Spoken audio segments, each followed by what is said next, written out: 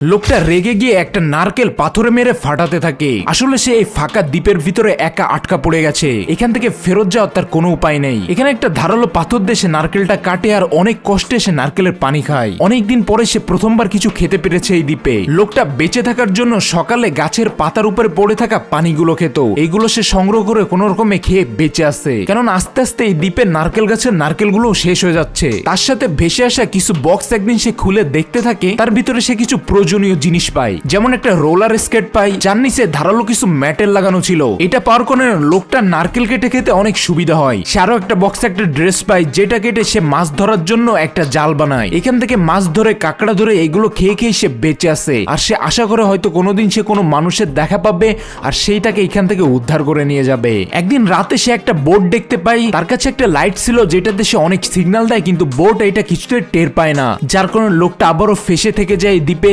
এবং সে অনেক ভেঙে পড়ে। সে কি আদৌ কোনোদিন এই দ্বীপ থেকে বেরোতে পারবে?